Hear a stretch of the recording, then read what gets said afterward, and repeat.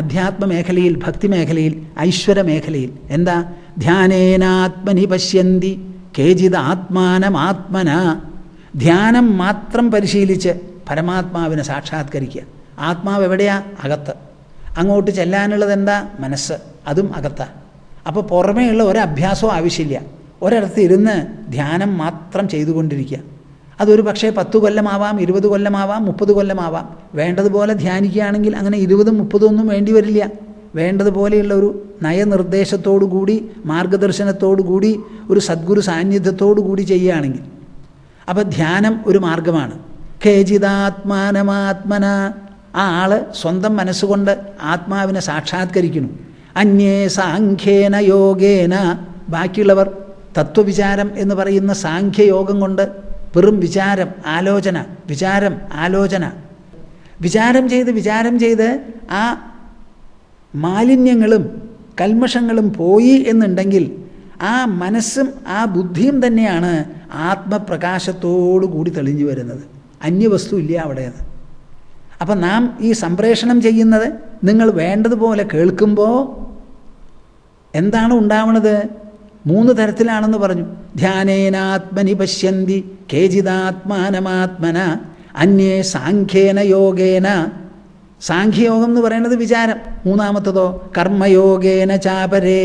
നാം ചെയ്യുന്ന പ്രവൃത്തികൾ മുഴുവനും മനഃശുദ്ധീകരണത്തിന് വേണ്ടി ഈശ്വരന് സമർപ്പണമായി അതിൽ നിന്ന് വരുന്ന സുഖദുഃഖങ്ങൾ ക്രമീകരിച്ച് സമീകരിച്ചെടുക്കുമ്പോൾ നമുക്ക് ശുദ്ധി വന്നു. അതുകൊണ്ടും നേട്ടമുണ്ടാവും. അപ്പം ധ്യാനമൊരു മാർഗം, വിചാരമൊരു മാർഗം, കർമ്മയോഗം 3ാമത് മാർഗം. ഇനി 4ാമതൊന്നിനെ പറ്റി കൃഷ്ണൻ പറയുകയാണ്. അന്യേത്വേവമജാനന്തോ. ഈ 3 മാർഗത്തിൻ്റെ ഗുണദോഷങ്ങളൊന്നും അറിയില്ല, ഞങ്ങൾക്ക് അത്ര ബുദ്ധിയുമില്ല, സമയവും ഇല്ല, തൻ്റെ ഇടവും ഇല്ല. അങ്ങനെ വരുന്നവർ ശ്രുത്വാന്യേഭ്യ ഉപാസതേ. ബാക്കിയുള്ളവർ പറഞ്ഞ് കേട്ട് ഉപാസിക്കണമെന്ന്. അതിൽപ്പെട്ടതാണ് ഈ സംപ്രേഷണവും ആ സംപ്രേഷണ ശ്രവണവും, അത് ദർശനവും. അപ്പം നിങ്ങളൊക്കെ വലിയ ഭാഗ്യവാന്മാരാ. എനിക്ക് തോന്നുന്നു നിങ്ങളുടെ ഭാഗ്യം നിങ്ങൾ തന്നെ അറിയണില്ല. ഏതുപോലെ ഒരു സിംഹം, ഒരു പെൺസിംഹം പെട്ടെന്ന് ഓടിച്ചാടി പെറ്റപ്പോൾ കുട്ടി താഴത്ത് വീണു അത്രേ ഗർഭത്തിൽ നിന്ന്. പക്ഷേ വളർന്നത് ആട്ടിൻകുട്ടികളുടെ കൂടെയാണ്. അപ്പോൾ അത് ആട്ടിൻകുട്ടികളുടെ കൂടെ പോയി പുല്ലൊക്കെ തിന്ന ഞാനൊരു ആട്ടിൻകുട്ടിയാണെന്ന് വിചാരിച്ചു. സിംഹക്കുട്ടിയാണ് വാസ്തവത്തിൽ, പക്ഷേ ആട്ടിൻകുട്ടി എന്നാണ് ധാരണ. അതുപോലെയാണ് നിങ്ങളിത് ശ്രവിക്കുന്നുണ്ടെങ്കിലും ആ ശ്രവണത്തിൻ്റെ വില നിങ്ങൾക്ക് അറിയുന്നുണ്ടോ എന്നുള്ള കാര്യം സംശയമാണ്. ശ്രവണം എന്ന് പറയുമ്പോൾ ഈ വാക്കുകളാണ്. ചളിവെള്ളത്തിൽ നല്ല വെള്ളം വന്ന് വീണാൽ ആ ചളി മുഴുവനും ഇല്ലാതെയായി അവസാനം നല്ല വെള്ളം, പേരിന് മാത്രം ഒരു ചെറിയ വ്യക്തിത്വം അവിടെ ഉണ്ടാവും, ബാക്കിയൊക്കെ നല്ല വെള്ളമാകുന്നത് പോലെ എന്താ ഞാൻ സംസാരിക്കുന്നത് മുഴുവൻ ഈ അതിമഹത്വം പരമപുണ്യപ്രദവുമായിരിക്കുന്ന ശ്രീമദ് ഭാഗവതത്തിലെ ദിവ്യ പദങ്ങളും വാക്കുകളും ശ്ലോകങ്ങളും സംവാദങ്ങളും ചർച്ചകളുമാണ് പറയുന്നത്.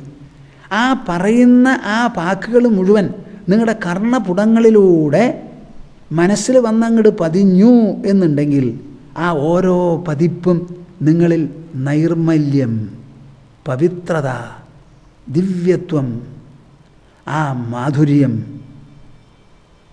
ആ ആത്മമഹത്വം അതല്ലേ രചിക്കുന്നത് അവിടെ, അതല്ലേ ഉണ്ടാക്കുന്നത്.